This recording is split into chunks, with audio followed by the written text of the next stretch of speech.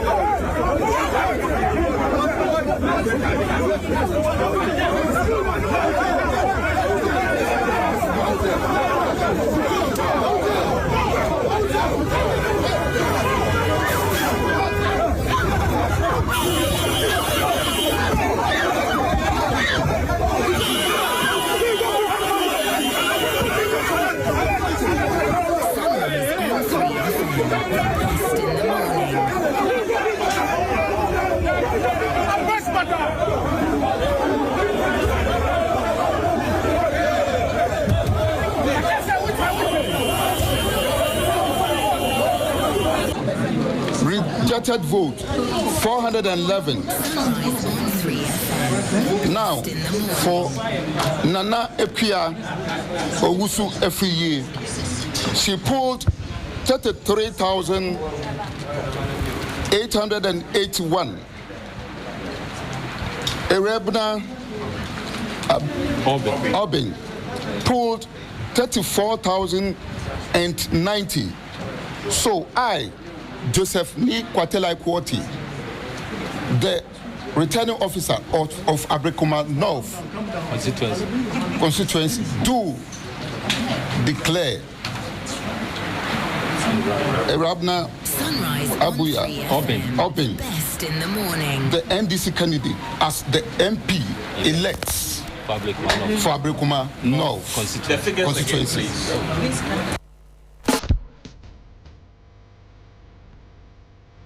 Sunrise on 3 FM, the best in the morning.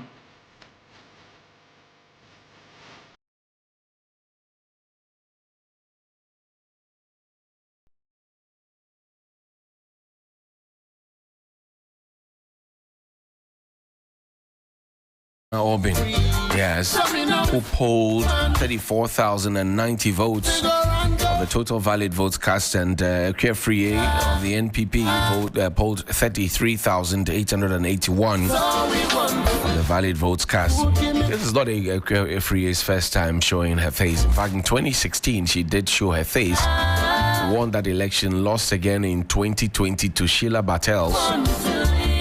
Then she tried to get into Parliament again, but of course the people of Ablekuma North, those deciding 19 polling stations decided that, well, This is not your time. Go, let's have a new face. Of course, that's been, if you look at the historical perspective of the constituency, it's been a safe hold for the New Patriotic Party, starting with his firstborn, Mr. Kwamina Bartels, and then moving on to Mr. Joe Appiah. As Mubarak had tried to get in there, Sali Amaki Darko has tried to get in there. It did not work. And then in comes Equefrie, who went head to head with Sali Amaki Darko. It didn't work, and Equefrie went to Parliament. Subsequently, Sheila Bartels of the NPP came and took power or wrestled power away from the Equefrie of the NPP as well.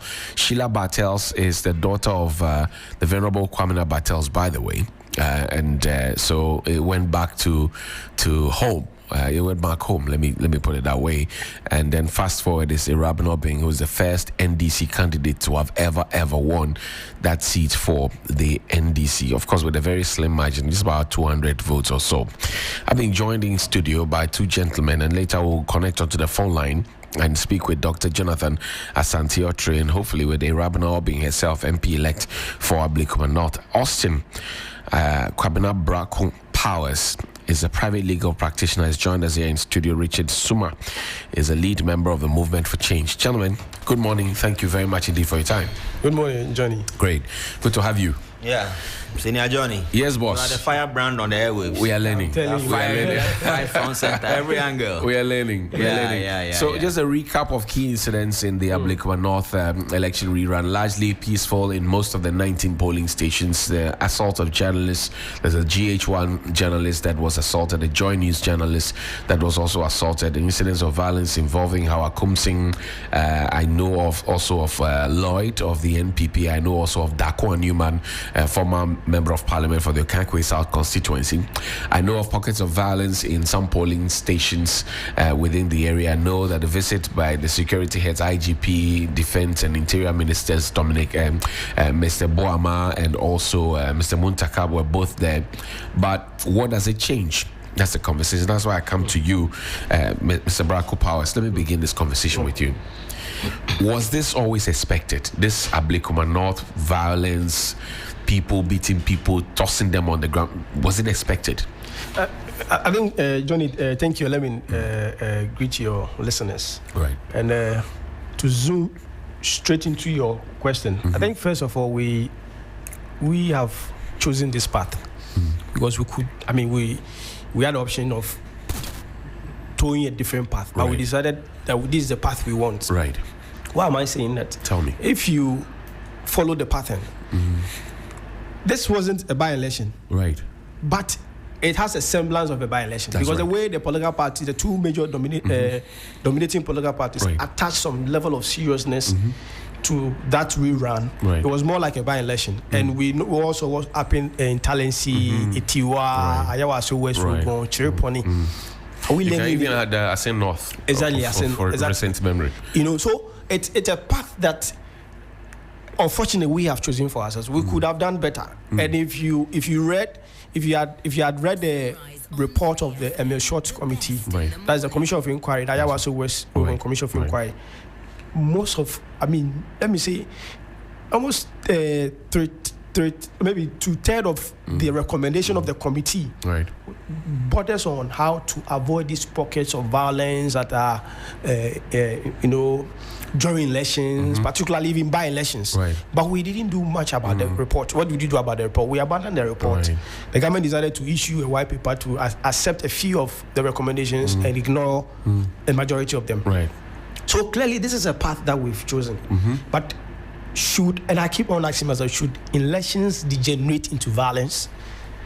They should not, obviously. We head into pools to elect leaders. Leaders who are coming to hold the bargain for the ordinary Ghanaian, those who are unable to feed themselves, those who are looking for jobs, those who will wake up in the morning crying because their children have been incarcerated wrongly in prisons, and those who are also in prisons because their cases have not been heard for 10 years, 15 years.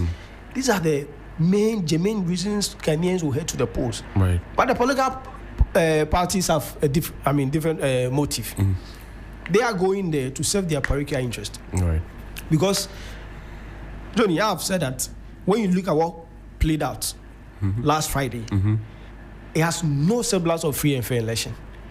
In some of the polling stations, it has no semblance of free and fair election. Because you see, when we talk about free and fair election, it doesn't stop at merely giving opportunity to people to vote. It extends beyond that. Are they living in? Are they voting in the atmosphere of fear? By which reason many people will not go out to vote. And you would note that we're expecting at least 6,000 voters, but recorded less. And mainly because of the pockets of violence that greeted the election. And it was bizarre, absurd. And the other part of it is that the post-violence commentary by key appointees of the government. And they thought it was equalization. It was time for revenge, retaliation. Exactly, Johnny. That is the new level of low, because you see, is it? And sometimes I ask myself, we've succeeded in evolving an unforgiving society. Our political system is so unforgiving that we tend to recite past incidents to justify present actions. And that is not how we move. If you look at the individuals involved, Sam George, MP for Ningo Prime Minister for Communications, he's had his own share at Ayawaso West Wogon, Hannah Bisu, at the Bedroll Development Fund, former member of parliament, former deputy minister, women's organizer of the NDC. She said, look, I was also equally beaten. These are people who are making these, claims, forgetting that, well, they are serving in government, they are in the public eye, they have a certain huge followership. But they say, because it happened to me in the past and nobody said anything, if it's happening to you, hooray.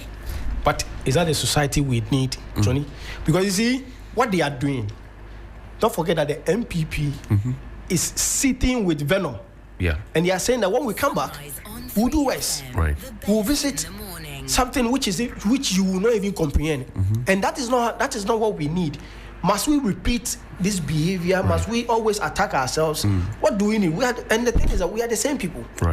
We are only seeking to build a formidable, prosperous country. That's right.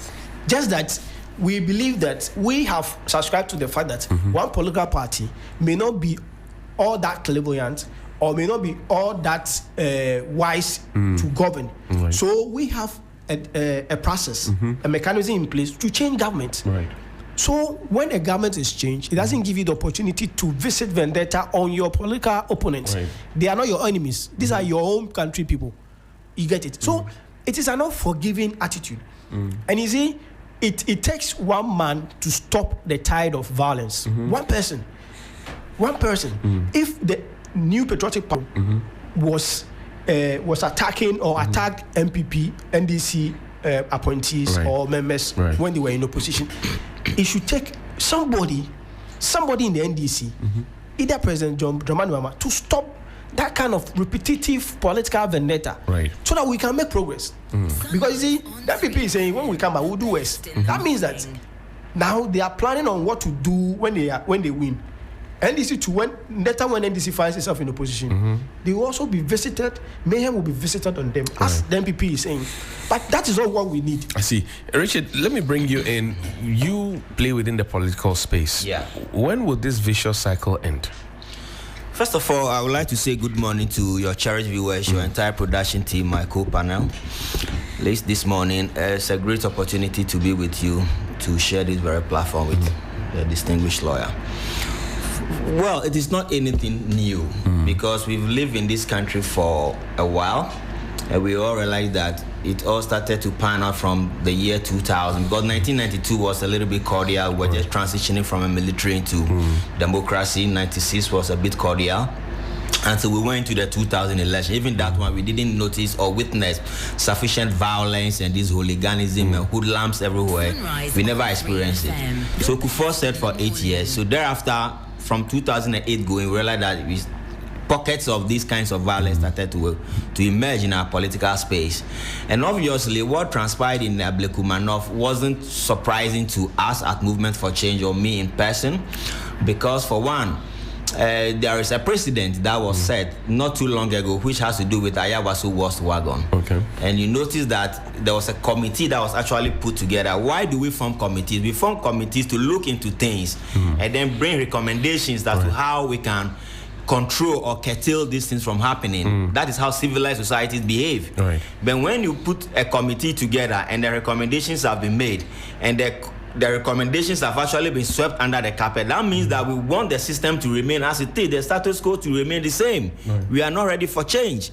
And once we are not ready for change, people will take advantage of the situation, capitalize on it, and unleash mayhem at any given opportunity when we go into such kinds of election. Either it's a by-election, it's rerunning some polling stations and all these things, where it is only limited to 2 major political parties, and all the national executive, the entire party machinery converge at one destination. Obviously, it's going to be chaotic.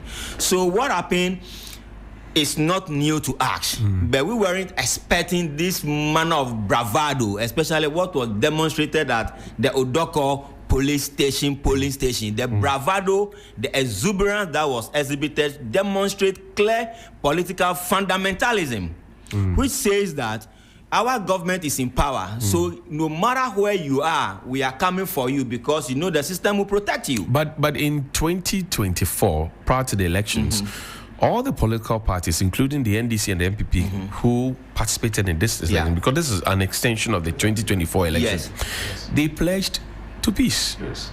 So where did that pledge vanish to? No, see, because this is part of the 276 seats. The pledging is just kind of a cosmetic. The pledging is always cosmetic. Really? It's cosmetic. When you sat and you pledged, you were pledging trying to work on the mindset of the citizens. Okay. For the citizens to believe that we are a peace-loving group of people, or we are pledging that this very election we are going to, we are going to exercise restraint and be as peaceful as we can. But don't forget that because of the, what do I call it, the perception that is associated to loss and win in Ghana's politics, everybody always wants the win. So once we are going in for the win, anything that will deter me from getting the win, I must prevent it. So that is how come that they tell us one thing on the left and go and practice another thing on the right. So until the citizens themselves, as we are waking up now, you know, the voters weren't that awakened in the previous election. You realize that we are getting awakened more and more. So you realize that those who are actually melting out the violence are the political fundamentalists who are entrenched members of the political parties. So you will not see a lawyer or myself or you or any other civilian out there who just want to do what? Actively participate in this kind of chaos. If you watch the video carefully of what happened at the Odoko police station, you realize that there were many civilians there who were not even getting involved. They were watching how Akusi got beaten, and some were behaving as if it is no business of ours. Are you getting me? So it is the political fundamentalists who believe that our blood is attached to the party, or the party is our future. Anything that we have to do depends largely on our political affiliation. These are the guys who are causing the mayhem. So until we are able to understand that politics has to be a level playing field for everybody, regardless of your political affiliation, we will continue to get this kind of experience. And we should also start advocating for political reforms. That is what we should be looking at. Because we started with opaque, now we are doing transparent. We were having ID cards without a passport. What kind of reforms are we looking at? Because we should go electronic. Madame Jean Mensah, if you look at her days at the IE and the recommendations that she made, which has shaped our elections thus far, is not somebody who is bereft of ideas when it comes to electoral reforms. So if this is happening under her supervision, it raises questions. Number one, you had the number 2 man at the EC go to Parliament to go and tell them a rerun was out of the equation. Eventually, we are doing a rerun. Your party and many other political parties are caused to say that, look, to let peace reign in Ablekuma North, let's go and do a rerun. But the Electoral Commission said no. Eventually, they came back to it. Should we be putting a slice of the blame at their doorstep? No, you see, every human institution is subject to error. And every human institution is also subject to introspection. So we can say we are not going for a rerun. We are just going to depend on that. Actually, it was supposed to be 3 polling stations. Right. Later on, they expanded it to 19. It could be that when they brought the EC to Parliament, questions were posed to them, and they said, no, we are not going to go for a rerun. At which time they knew that we had 19 outstanding. Yeah, they had not 19 3 outstanding. anymore. Perhaps, and obviously, you cannot go into an election where 3 parties, one has an original pin sheet, one has a scanned copy of the pin sheet. Even EC itself, who is supposed to have the original copies of the pin sheet, they didn't have.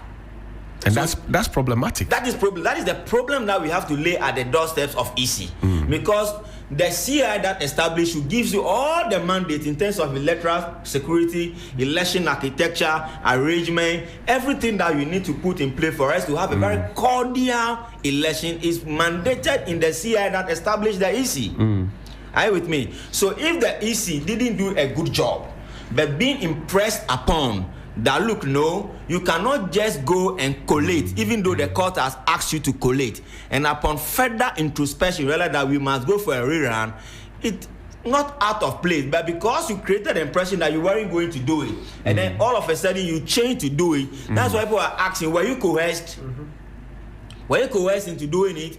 Because the chairman of the party is saying openly that the chairman of the EC and all the deputies has to go. Are they protecting their jobs? For which reason they want to satisfy the whims and caprices of NDC? Is that the issue? That is the reason why NPP said they are boycotting the election, because to them they thought that the Electoral Commission is being coerced, or there is some underpinning factor that is causing them to change but their if position. that be the argument, then the EC may not be serving her interest. She may be serving her interest and that of her acolytes, because they are protecting their jobs then. Of course, if that's what you're saying is anything to go by. That is how it looks like. If you look at it, that's how the optics shows.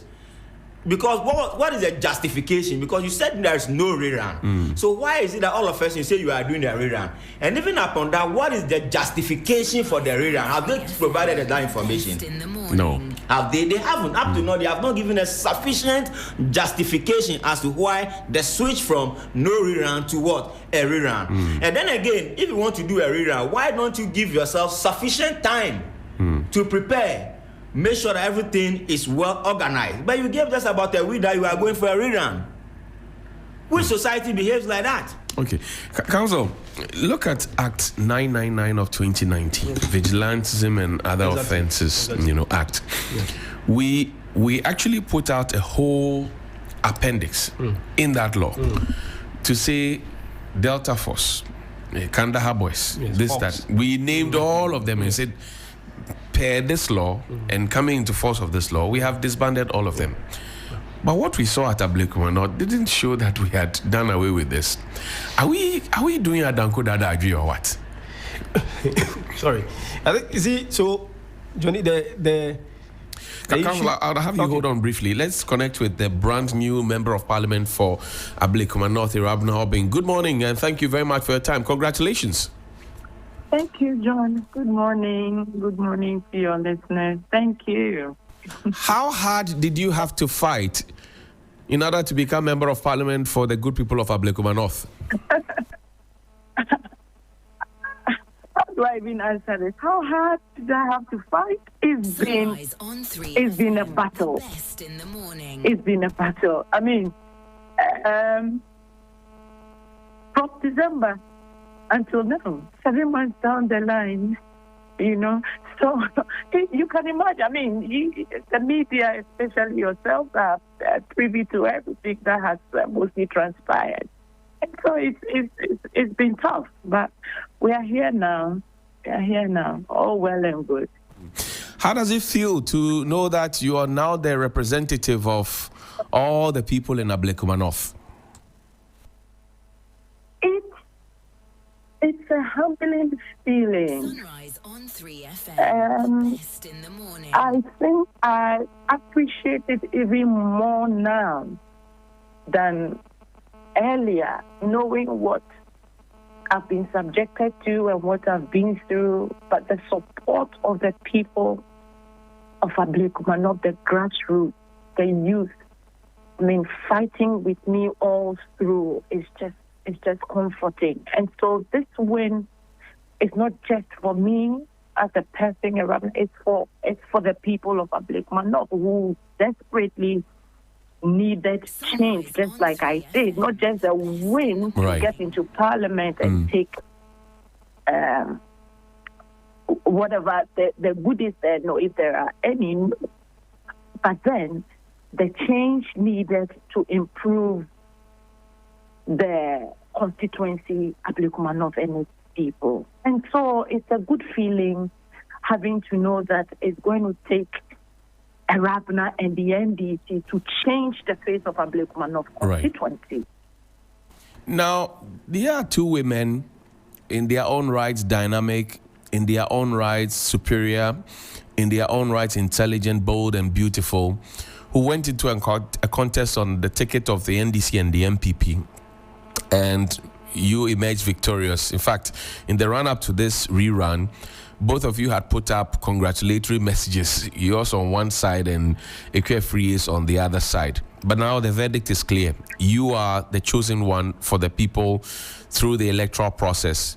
Have you extended a palm, branch to Ekwe, or has she called you to congratulate you? Has there been any exchange of the sort? Not as at this morning. Not as at this morning. We haven't done that yet. However, I can use your medium to also extend an olive branch to her. It's a contest, and at the end of the day, there can be only one winner emerging.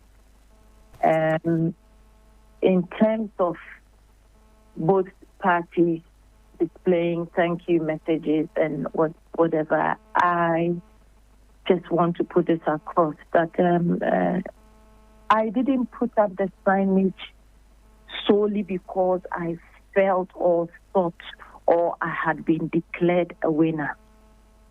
Now, I put up the signage because I felt the people did a good job to support me. Because for the first time in Ablekuma North, NDC had thrived. And I think this is what came in as a shock to our opponents, because all these years, for the over 30 years, that feeling of Ablekuma North constituency being their breadbasket, that feeling of them feeling entitled, and that complacency and that pride and that arrogance, the remarks are higher yet, who are you? I mean, looking down upon us, the NDC and all. So the wing and the work that came in with from the NDC side shook them, and that's what is sent them into pieces. However, we are just one big family with different political ideologies or positions, and so life goes on. The ultimate is we want an Ablekuma North that is free from flooding every now and as soon as the clouds gather, we are panicking in Ablekuma North because you know that even if it rains for 5 minutes, your life is threatened. And Ablekuma North that has poor roads, traffic lights that are not functioning, street lights that are not working, the women losing their money, a whole lot. I mean, Ablekuma North, nothing to the name Ablekuma North. That is the change we wanted. And I am happy because the narrative has changed. I am not going to take the people for granted. It's taking hard work to get here. And indeed, the people wanted change, and so they voted for the NDC. I am also excited about the fact that His Excellency John Dramani Mahama is already on course and doing what most Ghanaians appreciate. And so by extension, Ablekuma North is going to have its fair share of good representation in Parliament. And whatever is due us in the constituency, now we are going to have a voice in Parliament who is going to channel our issues across. And so it's good for the constituency. Then comes the question of electoral violence. I mean, I'm sure by now you have gotten an opportunity to see the videos of some violence that erupted. How Akumsin, former minister, former MP, somebody said rolling on the floor like buffroot after being pushed around. Dakwa Newman beating up Lloyd, used as a punching bag, and all of that. Has that come to your attention? And if that has come to your attention, what will be your thoughts? Honestly, at the time of the declaration officially at the EC, I hadn't cited any of these videos, so I couldn't speak to it. However, settling in later in the night, social media, I chanced on some of the videos. I haven't seen that of Dakwa Newman, but I wouldn't doubt you at all. I cited that of the Honorable former MP of Madam East, right? And regardless of who was attacked, I think electoral violence should be ruled out of our processes. I am sorry this had to happen to my fellow gender females. I mean, it's not. I'm not saying it would have been good if it were male, but I do apologize unreservedly for these mishaps. However, going through the videos, I kept zooming in just to see if I could identify some faces, but they weren't familiar. None of them were. None of them were familiar. So I was wondering, who are these people? Yesterday afternoon, when I was engaging some of the constituents, I asked, so where and when did this happen? Why did it happen? And some of the constituents were telling me that, I think these are fights that it looks like a revenge thing, people that had issues with her. I mean, people she's had issues with in the past that feel hurt and brutalized and all that. I don't think that is good enough excuse, because at the end of the day, these things or these happenings happened in Ablekuma North, and so I don't think it's acceptable. I would use your medium to apologize to all the affected persons. I also heard that some media persons were also attacked. I'm sorry about this, but going forward, I believe that we should put more robust measures in place to control some of these things. Because tomorrow it could be me, my family, any other person. So I don't think it's acceptable. It's not a pleasant sight. Generally, I believe the police and the security agencies did a good job. And thankfully, I am grateful that no life was lost. That's the ultimate. I know that there's been hurt here and there physically that we can work on. But if a life was taken, how do we bring it back? God forbid. So I am thankful to God that didn't happen. But to the casualties, I deeply extend my apologies to all affected persons. Okay. Now, jobs. That will be perhaps my final question. You look at the dynamics of your constituency, stacking between Okankwe South, Okankwe Central, and Okankwe North, and if you like, Ablekuma Central. And it's more like a hub of business. You have Kokompe on the side, you have this on the side, that on the side, the Nyamiche areas and all of those, south of Doko, a portion of that. You seem to know the constituency quite well. Because I've come there to hold debates there a couple of times. So yeah, that's right. So I know the constituency, but I traversed there. Also, you know about that manhole that has existed as a Hansonic Junction. I know about that. I did some work around the Dakuman Junction. I spoke to Rejoice Dachuma at the time, who was at the assembly.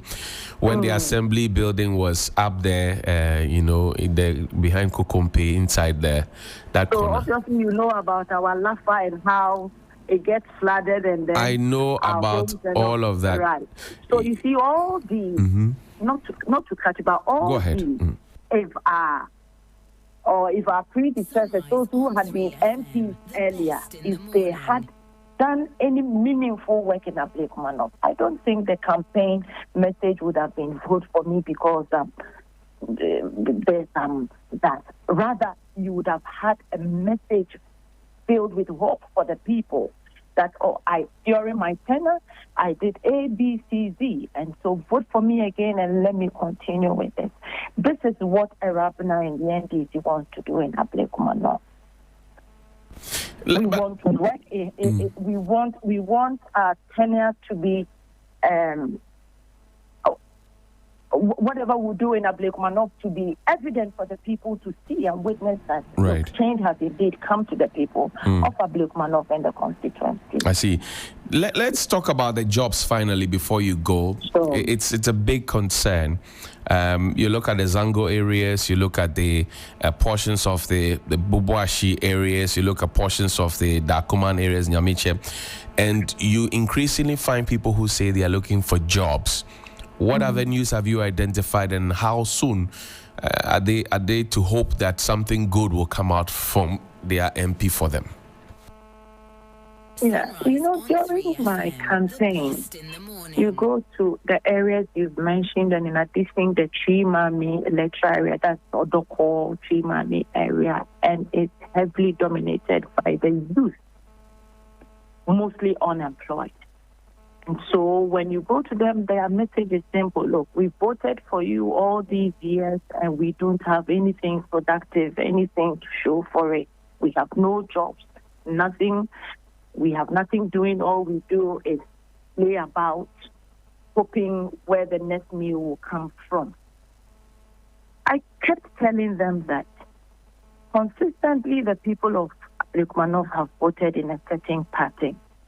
The only thing is you keep having different faces, but on the same ticket. And so if today we are crying about jobs, etc., then you know that it's coming from a certain political party.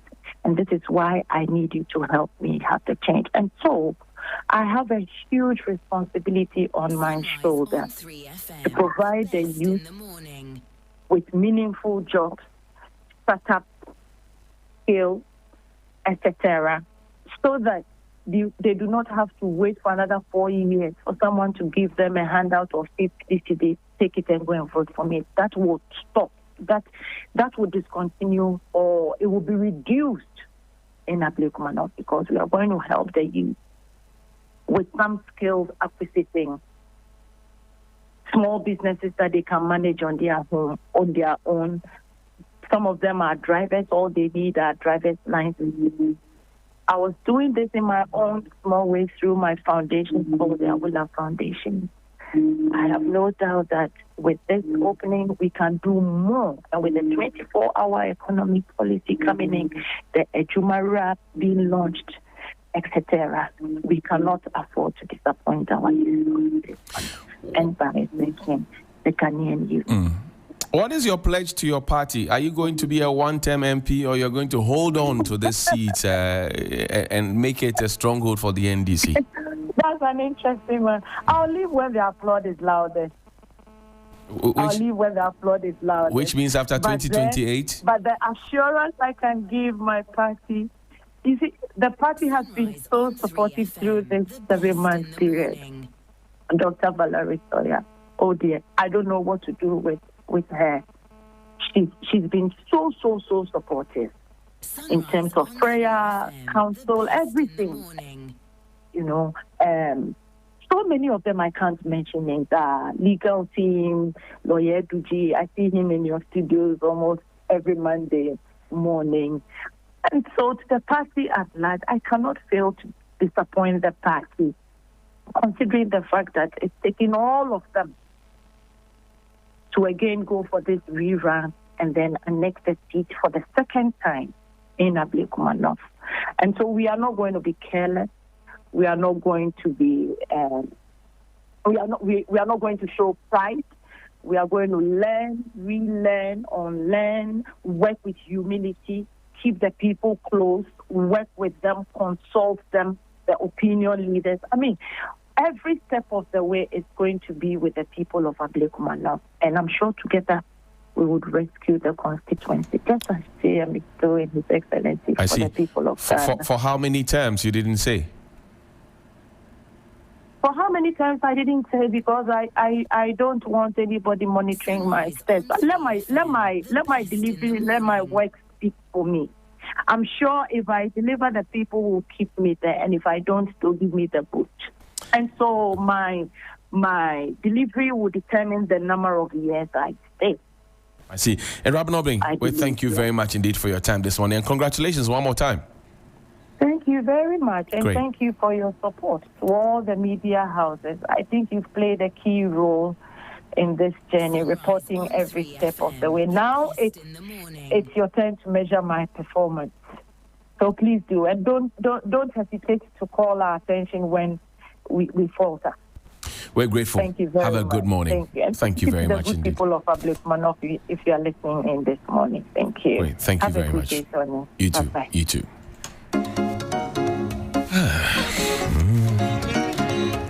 Robin Obing is the brand new member of parliament for Ablekuma North. It's 8 minutes after 9 on Sunrise on 3FM 92.7. Lawyer Bracco Powers is still my guest here in the studio. He is a private legal practitioner. Richard Suma is a leading member of the Movement for Change. They had to rudely interject their submissions to have this quick conversation. Counsel, I asked you a question about the Vigilantism Act, but quickly, yes, let's go the direction of Robin Obing and then quickly come your quick comments, and I'll take Richard, then I'll come to you. Yes, that's a substantive question. I think it's a huge victory for her, but and I wouldn't want to see, because of the skirmishes and the violence that occurred in a few of the 19 polling stations. Right. She shouldn't hold herself high because of what she succeeded in achieving. Right. And I'm happy that she has also acknowledged the pockets of violence, because initially she said she hadn't seen them, and that she hasn't been on social media to see them, and I'm happy she's witnessed them. And Johnny, her comment about the incident, right. it's a sharp departure from what we heard from Sam George and Anabishu and all those. No, this is heartwarming.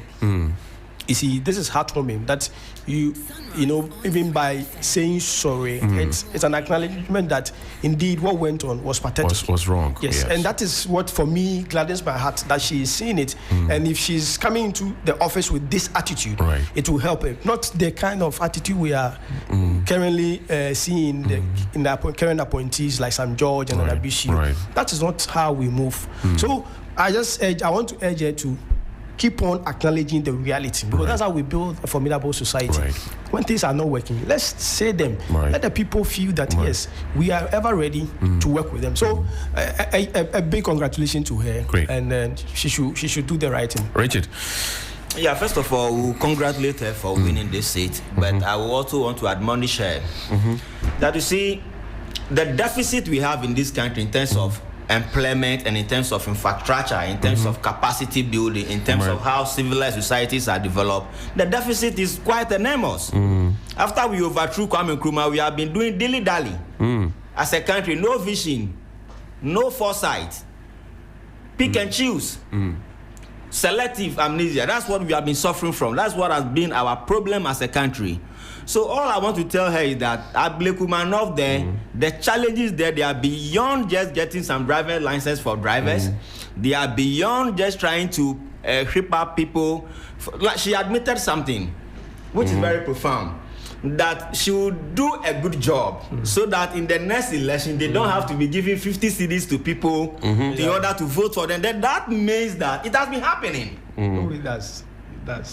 She has admitted to it that. But you should be the one confirming to us in this room. Oh, yes. You are the political person. Yes, it happens. Until you join Movement for Change, you were with MPP. You should be telling us whether you give money or not. No, sincerely for me, for Johnny, I wasn't part of NPP. Okay. I wasn't part of NPP. Okay. You know each other. Right. I personally, I declared my intent to contest the 2024 election as an independent candidate. Right. But now you belong to a movement. Yeah, it is in a process that I realized that, look, if it is not me, that doesn't mean it must not be any other person. Okay. So I decided that once I feel like Alan is trying to to extend hands to people to come on board to share it. Well, Alan is an individual that I believe in his integrity and his personality as an individual. So I went for the individual.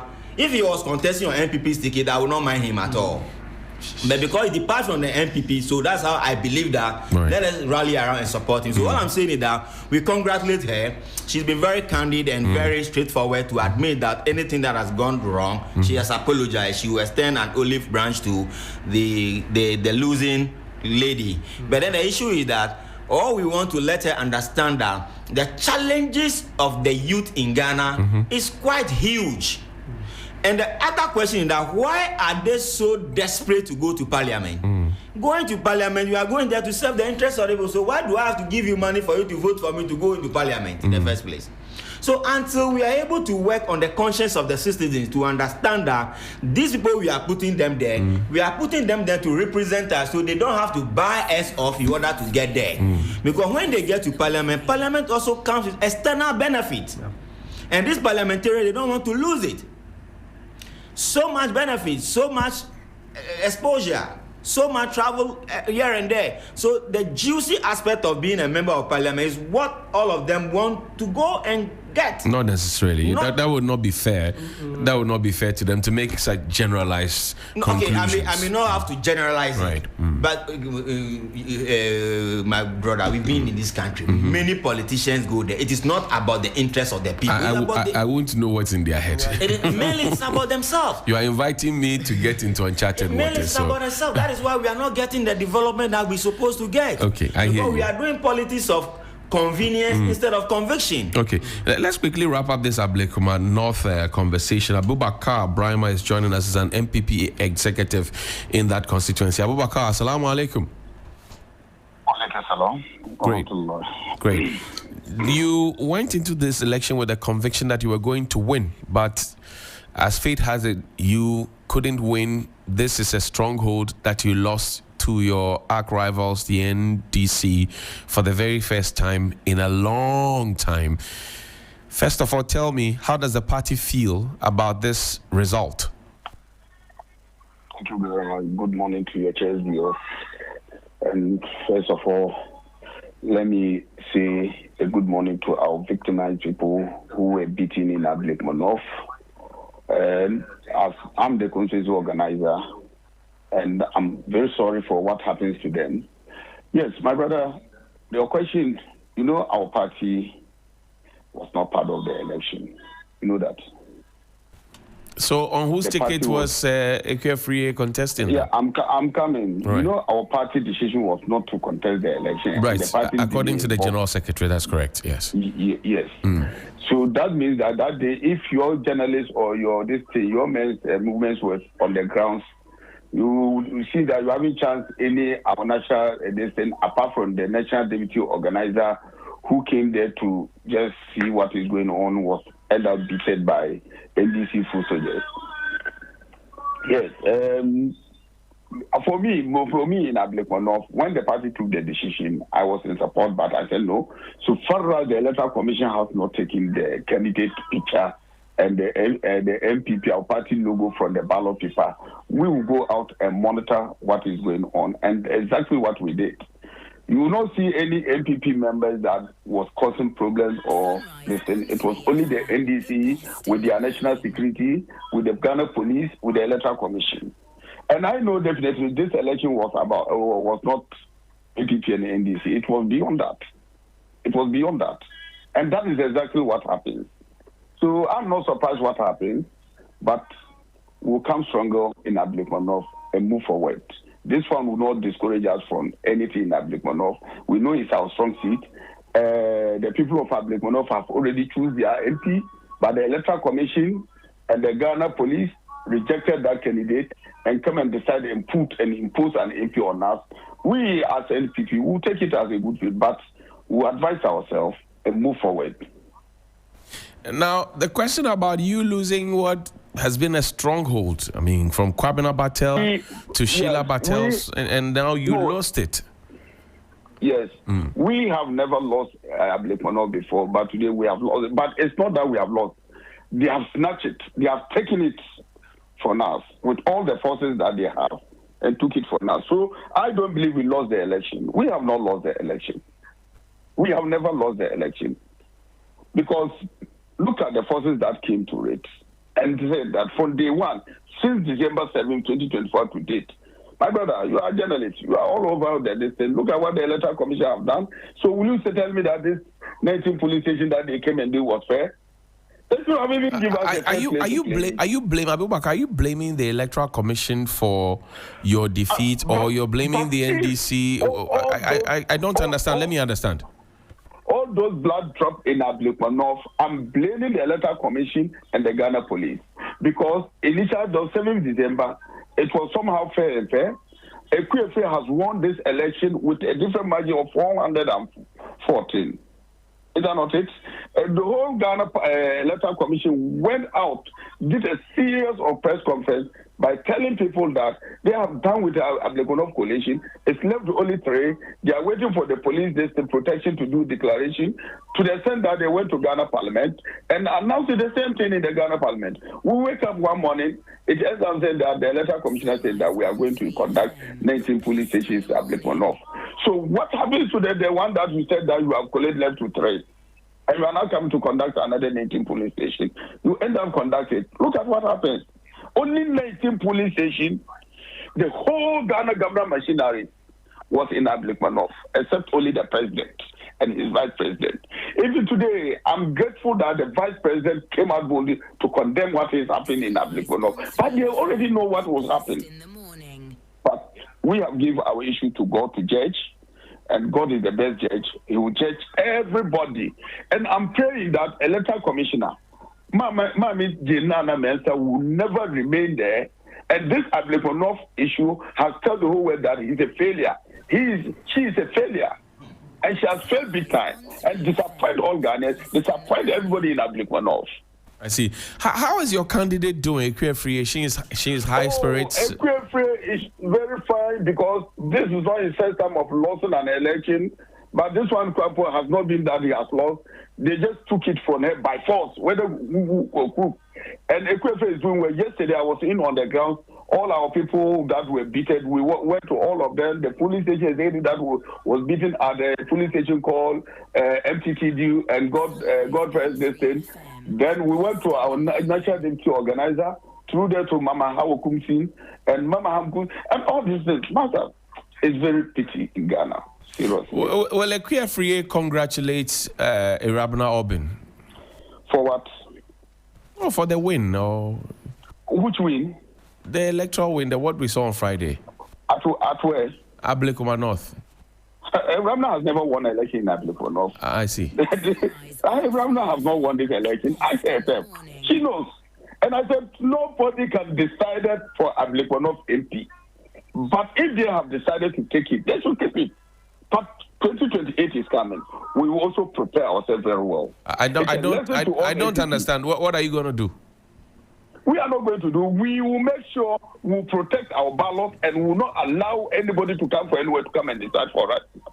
Already, NDC has decided with all their machinery that whether you like it or not, we are in power. We are taking it. We'll beat you people. They should come to our homes and beat you in addition. Me, I know I'm still no safe, but I'm not afraid to die, because at the end of the day, all die be die. If they cut your head, if you are sick and you are dying, you dead. But I'm not saving Ablekuma North, but I'm not afraid of anybody. We are all living in Ablekuma North. I'm not praying for any violence, but I said that this is not how to go in politics. It's just like the people say, Kabina Mikabi. But if you say Kabina Mikabi and Yejumadia, let's move to the style that we are going. We will not get there. No, if you take a Rambo style to took something from that the people decided that still you not accept her. We are all right to go. We are good to go. So tell me, Abubakar, how do you propose to support the new MP to help all of you in Ablekuma North? She can never help all of us. Even the limit party members, the division that in among them, but that's what I'm saying. That's why it's not my issue. Me fear them. And my fear is an MPP, and I'm talking about MPP, how we will reorganize ourselves and come back stronger and win our seat back. Because this one was not a loss. That's why we are not in pain. It's not a lot. We fought a lot. From 7th December to date, those who did violence was awarded. Look at the current MC. He was the one that who destroyed all documents of electoral commission, and we got out to that. The same person went and burned a school building with electoral commission property. Nobody sees as anything. The president ended up awarded him with a municipal chief executive. Have you reported these things to the police? You seem to have a lot of information about who destroyed what. Oh yes, I'm not the one who has to report to the police. But if you saw the crime happening, you have a duty as a citizen to report to the police. There's no expiring date of crime. Up for crime, there's no expiring date. The day that one of the this issue will come, we'll bear to be witness. We'll be witnesses. So for now, you will not go and tell the police. But who is the police? Who is the police? If the police invites you to come and give them help to investigate this, will you go? Why will I go waste my time today to go to police without this thing? Because if you look, let me tell you something. I was surprised when they were beating our national deputy organizer, when we were talking to some of them. He said, my brother, even you, if you run away for your life, run away from your life. We, the police, standing here, we are not even safe because we are just like a stick standing in front of you. Because they ask us not to come with any gun to protect you people. And look at the NDC people that are standing. All of them have a gun. So if I'm to do anything, they'll beat me in addition to you. So my brother, if they are beating you on this thing, if you cannot go and defend it, you also run away for your life. If a whole policeman will tell me this. The police told you that. The police told you that. People was beating journalists. Yes. Sunrise on 3FM. The police told you that. Yes. I see. Anyway. I'm telling you that if you can run away from your life, run away. Save yourself. Abubakar, my final question to you is, how is the party picking itself up to prepare for 2028, hopefully? After the election, the party has not yet met. But I'm telling you, and I'm giving the assurance, I don't know whether I'll become the next organizer of the party in Ablekuma again or not. But even if I'm not part, anyone who will be taking part as organizer, and I'm not, I'll make sure that with my experience and what I have learned from this very election 2024 to what Electoral Commission come and took from us for NDC, it's a lesson I have learned. And if, God willing, I have not that, I will know the strategy that I will use for the 2028. But all that I will say to my party people that we are very sorry for what happened, but this is not the end. This is not the end of a man. I see. But like it's for Malu's song that the one who fights and lose. To fight another fight. Okay, I see. Yes. Now, Akwatia is coming up. I'm sure that you were talking about your preparedness for 2028, but are there any lessons from Ablekuma North that will help you the party in Akwatia? Yes. You know, Ekwefe is a hero. He's a fighter. Right, she's a hero. She's a fighter. And whatever that happens today in Ablekuma North is more or less a lesson to every single party in Ghana here to get himself prepared like what happened in Ablekuma North. If it is not because of Ekwefe, there's no a lesson that the party could have learned. But today, because of what happened in Ablekuma North, what happens to Ekwefe, it's just a big lesson for our big men in the party lovers, the party fooders, that look, this is what NDC have for us. So let's also get bound together and bounce back and take Ghana and save Ghana from the crook NDC. So, Akutia, I know Ablekuma North is a lesson. We'll prepare very well and we'll go to Akutia. I will go some. I'm not going to sit down and cry. I'm even telling my brothers and sisters that, look, the by-election definitely it will come. NDC will never say they will not go. So let's get on ground, start working for our party to win the Akutia by-election. Kennedy Japan was there. He was the only presidential hopeful of your party, or flag bearer hopeful of your party who was there. Not only the Kennedy Japan, Brian Champon was there. Brian Champon was there. Oh, does that put them in the lead for you in Ablekuma North? Brian Champon was there, but they didn't come because of the election. But they hear that they are beating MPP people. That's why they came there. And I'm asking you, the fact that they came there to intervene or to come and see what was happening to you, does that make them find favor in your eyes towards the flag bearership elections? I'm not the decider. The police station people decide that one. No, I'm asking you, Abubakar. No, yes, that is what I'm saying. My vote is one. And where would your vote go? My vote is going for one person, and the best candidate will be having my vote, because I've not heard all of them yet. And I'm the organizer of the party. Anyone that comes to Ablekuma want to meet the police station executive, I have the right to organize for them. So for now, I'm not campaigning for anybody, but I said the best candidate shall win, and the best candidate may have my votes. I hear you. Abubakar, Brahma, I'm grateful that you could join us this morning. He's the constituency organizer for the Ablekuma North constituency, NPP, in the Greater Accra region. Well, let me place on record that we placed a call to Ekwe Friye, who stood with Rabna Orbin in that election, but she declined to speak. She said she wants to rest and, refresh her mind first of all, settle the dust before she speaks. And I think that we can grant her that. Council, let me come to you now. Act 999 of 2019. Yes. We've tried to hold this conversation, but in and out, we've been going in and out.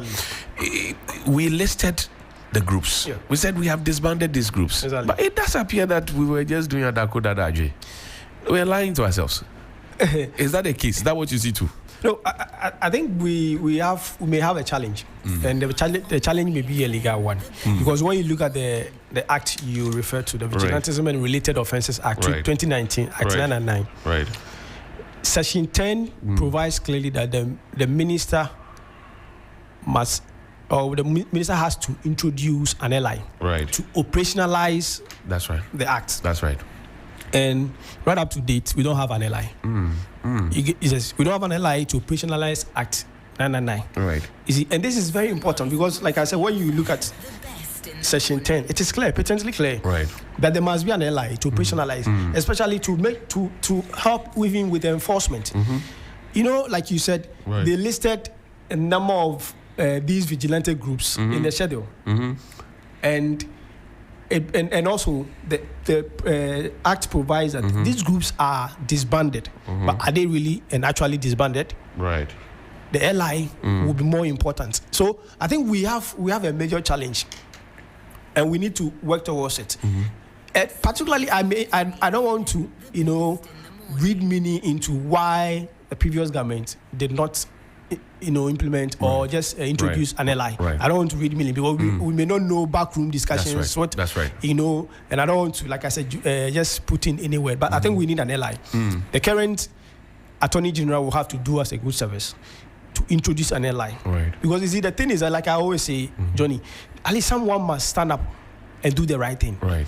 You see, all of us cannot pretend as if we are not moving forward, or we don't want to do anything as the previous government did. So we should also do what benefits our people or our political party. That will not help us.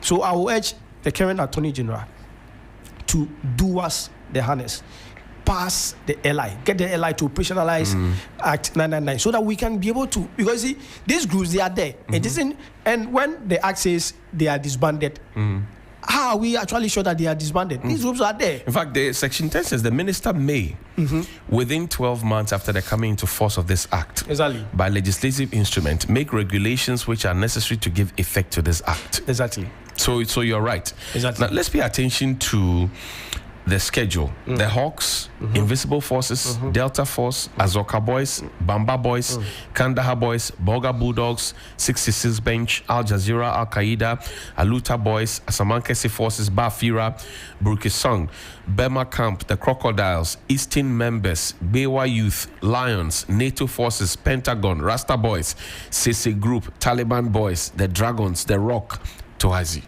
These are 27 groups. Yeah. Very dangerous names. Very. And they are there. And you see, they are just dormant. But the fact that they are dormant doesn't mean they have been disbanded. Right. And what we witnessed last Friday was an act of vigilantism. Because when you look at Section 11, it defines what a vigilantism means. That's right. You get it. So what happened over there, when somebody visits mayhem or violence on other people for the benefit of one person or a political party or a group of people, that is an act of vigilantism. That's correct. And we don't need any flowery words to know that what happened last Friday in some police, some selected police stations out of the 19 was an act of vigilantism, which the current government must act on it. Right. But in any case, Johnny, the fact that there's no airline does not mean the police cannot. Because there are other laws. Exactly. Disturbance of public peace and all of that. Yes, that the police cannot prosecute these folks under any other law. We have a lot of, like you were saying, a litany of laws. Right. Ghana is very good at copying laws. We have them in the books. When you go through them, sometimes I take the I-29, the Criminal Offences Act. I'm telling you, when you go through, there are certain offenses that you ask yourself, when was the last time they punished anybody under this offense? Right. When was the last time? See what happened to Agrada, the Charlatanic advertisement. There are so many. We've seen we've seen so many of these people on television advertising, do their so-called Buddhism, how they want to help people, but nothing has been done to them. But you see, we have the laws. We must activate them, work on them. I think the police must not hide behind anything and say that because of their lie or the absence of the regulation, they cannot. We have a lot of laws here, and some of them prescribe even some of these activities. So let us act well. But Johnny, there's one thing we lost sight of. You know what happened last Friday at the selected police station? Largely, we must also blame the police administration. And I think we are missing that point of view. I personally, was telling a few friends that I didn't see policemen and women there.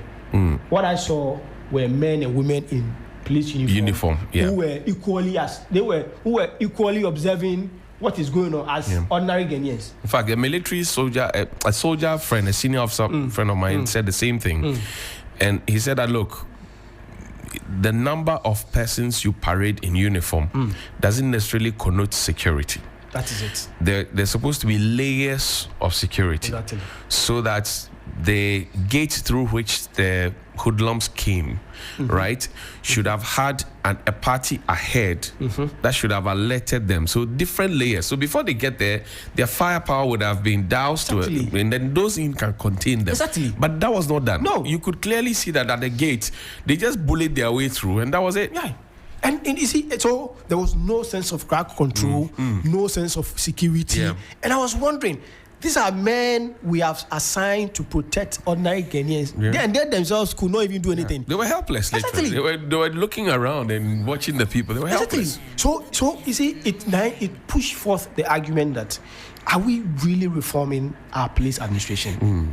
We need a serious overhaul. The police system is weakened. Particularly, they try to do the bidding of the political parties. You realize, because they knew or suspected that those militant groups were affiliated to the government. So they were inactive. They didn't know what to do because they were scared. They're protecting their jobs. No, protect your job, Johnny. Richard.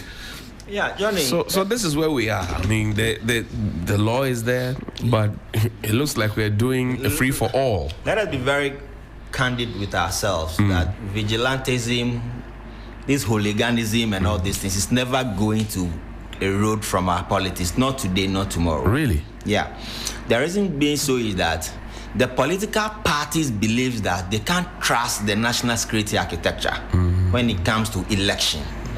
And when we are doing a general national election, just to put us against the number of security personnel that we deploy, they are of the opinion that if we depend largely on this group of people, we cannot monitor the security or the election process. Right. And again, they don't trust each other.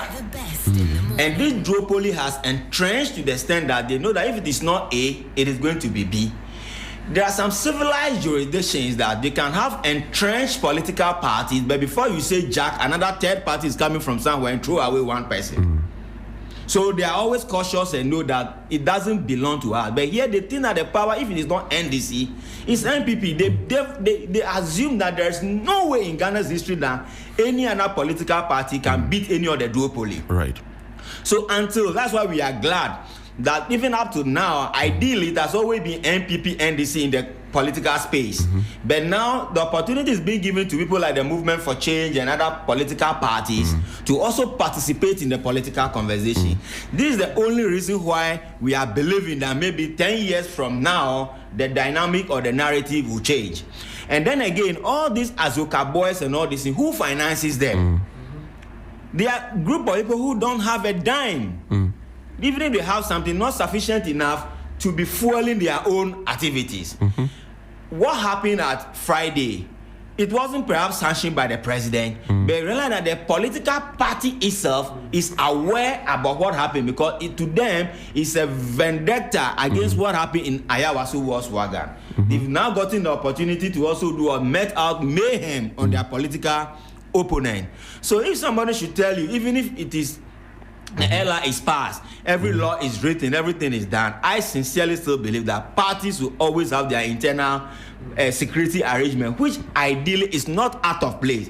But when you start to use them to cause mayhem, this is where the problem comes in. So until, like I was just thinking through, and I say, election in civilized jurisdiction. Do you know it is not everybody who participates in election in other jurisdictions? You must be educated. You must have a certain level of education before you can even have a voter's ID card. Right.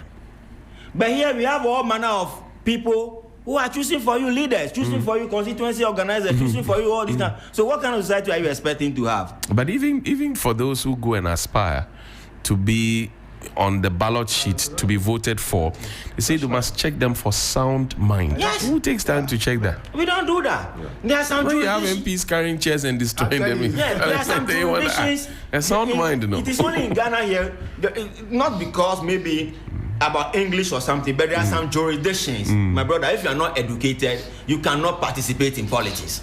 You cannot even vote. Right. They will not allow some illiteracy anywhere to choose for them their leaders. So the society is always forced to ensure that everybody will get some educated. education. That's why I'm talking about electoral reform. Johnny, all the electoral reform has still been centered around queuing in the polling station, going to vote, and votes are counted. Okay. And now they've come up with this idea of pink sheet, that they should collect data. Why don't we try to go electronic? Okay, you go electronic. The pictures of the candidates are there. The tablet is there, like how your screen is there. You come, NDC is there, MPP is there, Movement for Change is there, whoever you want to vote for, you just click on it. Do you want to do that in a country that the Electoral Commission comes to openly confess to us that their system was hacked? And that's why I'm saying that every society, they will always try to outsmart you. But even in American election, don't they claim that Russia has done what? Interfere in their election because they use some technology ways to hack into their system. Right. It will happen, but in that sense, it decreases the tension. Okay, I hear you. Well, let's go on to the phone line. Dr. Jonathan Asante-Ottray is joining us. Let me quickly welcome him. Come to you, Council. I have a legal question for you. Doc, good morning. Thank you for your time. Good morning, my brother Johnny. How are you doing? Greater than Accra. I'll come to you shortly. Give me a second. Dr. Council Braco Powers. So the NDC now has 184. That's 2/3 majority. Exactly. Have we handed them a sword or a gun, or have we handed them the right tools to be able to help all of us? What have we done? No. So I think I've heard many interpretations. Right. People say that because NDC has been able to marshal to test majority in parliament, so right. NDC can do whatever they like. Right. You know, the thing is that some of the voting patterns in parliament, they take 1/3. Right. Others take 2/3. That's right. So NDC, what really actually gives NDC the upper hand is because NDC may not necessarily need MPP to sanction a bill in parliament. Okay. That's largely. But to say that by getting 2/3, NDC can change the term of President John Mahama is not a sound argument. Right. It's not born out of the Constitution. Because you see, even his term, the term of our president is captured under what we call an entrenched provision, which takes referendum to change that. Right. You get it? So that's right. The NDC cannot sit there and say we have extended. It cannot happen. It cannot happen. So those listening, I just want them to be settled in their minds that by NDC getting 2/3, NDC now has rather control of parliament, and that they will not even need the presence of MPs to conduct business. But democracy is collaboration. But you see, in our constitution, our constitution says they need at least 1/3 quorum. Okay. Quorum is 1/3. That's right. And 1/3 is almost 90. That's right. You get it? And having 184, the constitution didn't say you need 1/3 of both Okay. It's just 1/3. 1/3. So if you're a legitimate member of parliament, you are there. It doesn't belong with Simplicity. no matter which side you belong to. 1/3. Once you're part of the 90, around 90 figure, you're cool. No, 1/3. You get it. That is one of the challenges we may want to, and I will wish the Constitutional Review Committee to take it up. Right. Because it doesn't state that you must make sure that you have 50% of the ruling MPs from the ruling government and 50% from. So in that vein, NDC doesn't need MPP to conduct business. Professor H. Kwesi Prempeh, for example, who chairs the Constitutional Review Committee, has asked a question. He says, what if in future, if we have a situation like what we had at Akwetia, for example, where my good friend N.S. Yaokumi now has gone to be with the Lord, instead of going for a by-election, you decide that the political party that he belonged to give you a representative instead of him to replace him, so that we move on rather than going through a by-election. What do you think? I think this is more like the easiest option out. You get it. But we live in a multi-party democracy. We subscribe to a competitive process. So it must be, because the constitution is clear. A few months to the general election, you can conduct it, but just when you have limited time, you don't. And I think it's not sound. I see it as the easiest option to avoid some of the skirmishes that we were just talking about.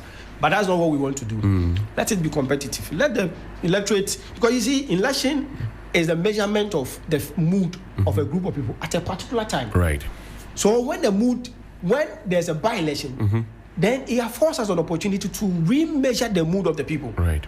You see, and that is what we have subscribed to. And I think we should not be in a haste to bandit everything together, or just to say that because of the violence we've been recording at by-elections, we must be able to close the valve through this outlet. No.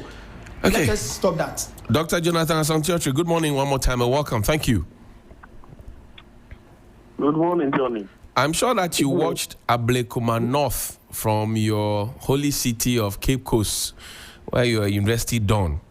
Now tell me, did they tick all the boxes for you as a constituency in terms of the political science that you know and teach, and from the analysis that you make?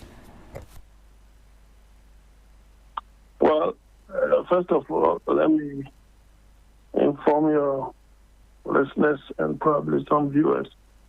Come 25th to 27th is the period that I'll be burying my mother of this month. Oh, sorry about that. Yes, I remember the date. Yeah. And I think we cannot say that all the boxes have been ticked. That would be the highest of hypocrisy. Some boxes have been ticked rightly, others wrongly. And that, for me, is what we must interrogate. Which ones were ticked rightly, which ones were ticked wrongly? Tell me about them. Well, the point is that I was looking forward to a rerun, which the EC, did. As to the number of the police stations, I couldn't have just, decided on the number. But when the numbers came from the EC, I said, I had an interview with you when I was in London, that NDC was going to win. And it was because of the goodwill that they had from the people and the kind of positive economic indicators that we are all seeing for now, i.e. from what they inherited. And since the people of Ablekuma are part of Ghanaians, or it is a microcosm of the entire constituencies in this country, they are going to react by that as rational beings, and that is what they did. The other boxes that I believe were not ticked rightly, of course, the security architecture has always been our brain. I don't know whether we organize ourselves rightly, or we have to look at it from a different perspective. Time without number, we have experienced these kinds of violence, and we still have the police that will be there. Have we really tied the hands of the police behind their back and end up blaming them? Or they are simply unprofessional, based upon the fact that the means by which they are recruited, have always been a problem. And so professionalism is always thrown away to the dogs. Is it the case that we may have to begin to train certain elements within the police to be specifically be doing, electoral protection, security, architecture or what? Maybe that is what we have to look at.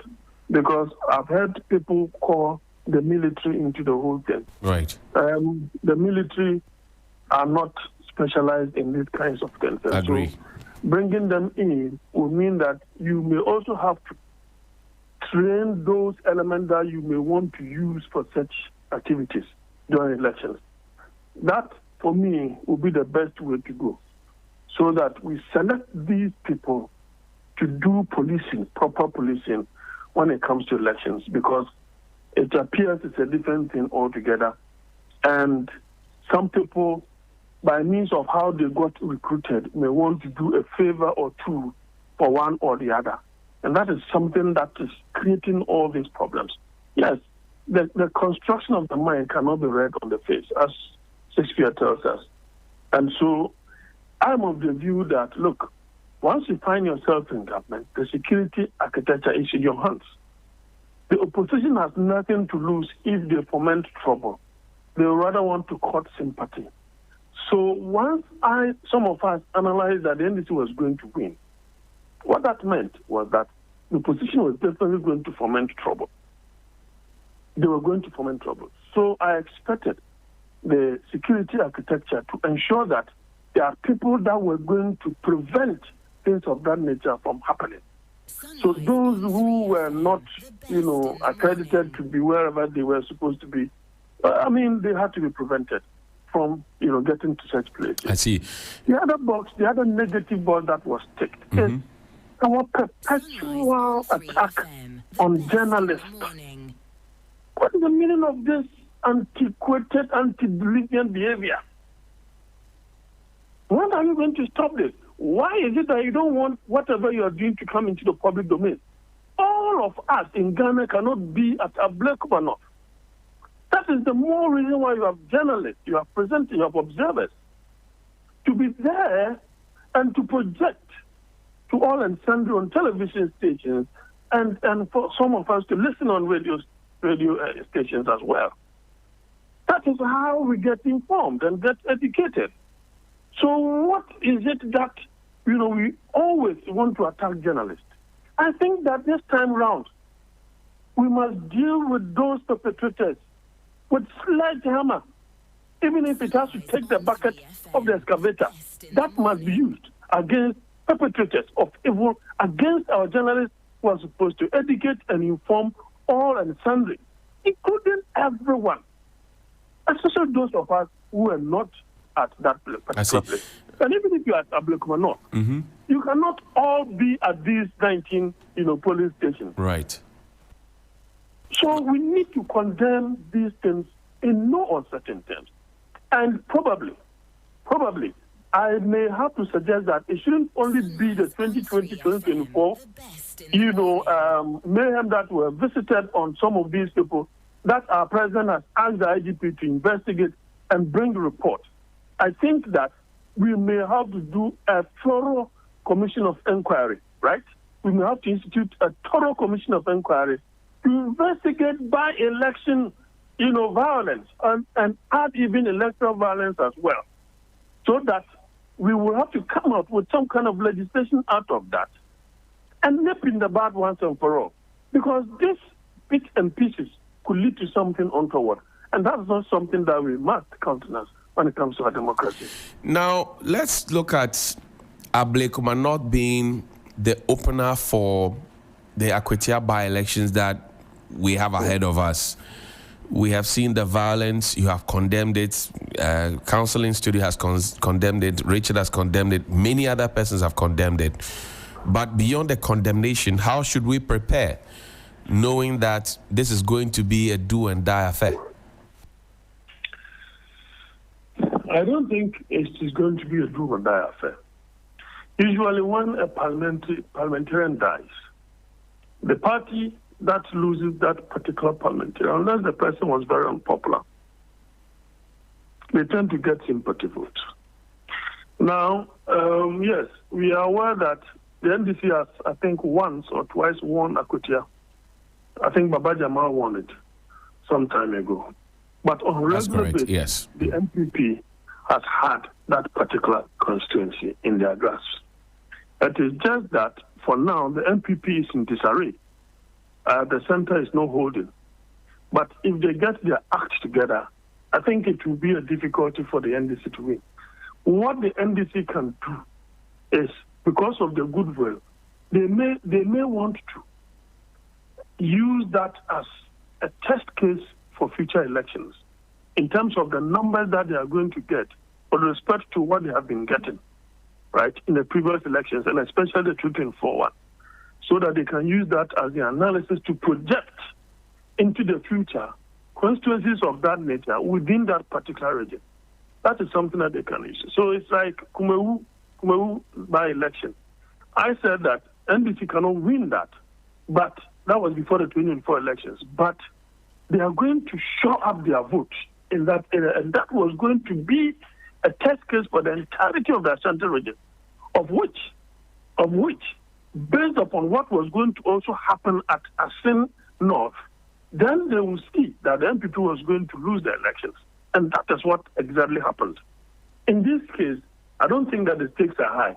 The only thing that I'm foreseeing probably could happen is that place being either a stronghold of the MPP, the opposition may want to, foment trouble without having their trust in the security, and then it means that something of that sort could also happen.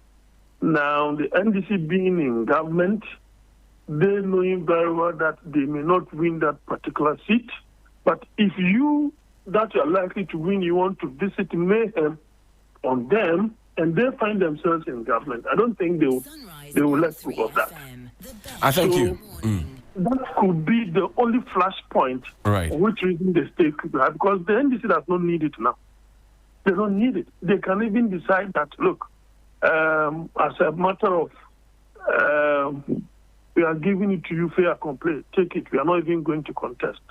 Let you guys do your own internal primaries and then, get the elections done. But if it is in the Ashanti region now, they will contest because they will still want to test, their acceptability in the Ashanti region because they're going to use that as a launch pad for the other elections. Great. Thank you. Yeah. Dr. Jonathan Asante-Otre, lecturer, UCC, senior lecturer at the University of Cape Coast, and also a political analyst. We're grateful for your time and deepest condolences to you and your family. I'm sure that in due time we'll come around the table properly. Thank you very much, Doc. We're grateful. I invited as well. Thank you, sir. I'm grateful. Now, let's wrap up. Richard, your closing thoughts, and then I'll come to council to have the final word. No, all I can say is that what transpired, I think that is the basis of our conversation this morning at Ablekuma North. Right. And let us try and condemn it in its entirety and try to admonish the political players, the active participants in politics, to understand that life is much precious than the politics we play. Right. And in as much as we are doing this, international media is picking on it, and we are damaging the integrity of the country, which is becoming like we are a group of uncivilized people. Anytime we have the opportunity to go and choose a leader, we go and fight among ourselves. At least it is not helping us in the international space. So let us try to avoid excessive politics and then try to understand that it's a win or lose affair. So when you lose, you lose. When you win, you win.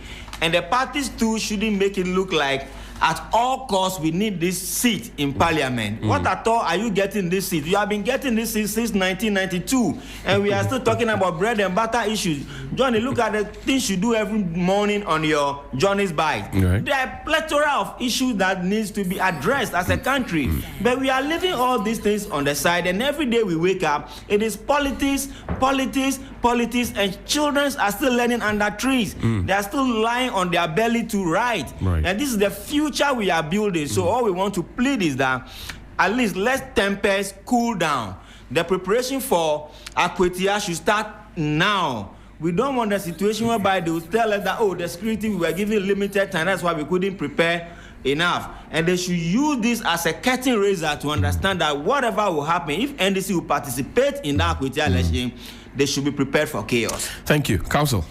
Johnny, three things. Tell me. First, the Electoral Commission must sit up. They must put their act together. Because what we are witnessing so for the past few years since J. Benson took over has been pathetic. Pathetic. Right. So the commission must sit up. Secondly, the police, the IGP, must live up to expectation. He must forget that he was appointed by the governing National Democratic Congress and do the work. His work is to secure, to provide internal security, the safety of properties, lives, and limbs. He must do his work. Lastly, we need our political appointees, NDC appointees, to learn to set exemplary lives, to live exemplary lives. They should set examples, good examples. They should stop just speaking anyhow. You see, just incite confidence, because the thing is that you are not ruling a divided country. If you want to unite all of us, make sure that you put out words that will unite us, despite or barring our political differences. So these are the three things I think we should be keen on working on, going to. The Electoral Commission and the other stakeholders should all be up and doing, so that we can all be fine. The constituents themselves should be widely awake. Because we determine what is good for us. Richard Suma is a leading member of the Movement for Change, and then also Austin Kwabena Bracco Powers is a private legal practitioner. Gentlemen, I can't thank you enough for spending your quality time this morning with us. We are grateful. Also to Dr. Jonathan Asante-Otrah, who joined us on the phone line, to Rabina Orbin, MP for Ablekuma North, and then also to Abubakar Brima for joining us on the ticket of the NPP in Ablekuma North. We are part in crossroad experiences from going into our past. For it's our past that indicates to us how well we lived and how happy we were. And going into our past this morning, we've listened to a few this morning, a comparison between Ghana and Singapore and India and how things began in the past. It was at independence in the past that we formulated for ourselves the coat of arms, freedom and justice. And we wanted that to lead us into every situation that we enter into this land. It was, again, in our past that the first president of this country, wanting to set Ghana on the path of technological development, went and stood in Addis Ababa and declared that he was going to create a center of technological studies in Ghana, and with that came Kwame Nkrumah University of Science and Technology.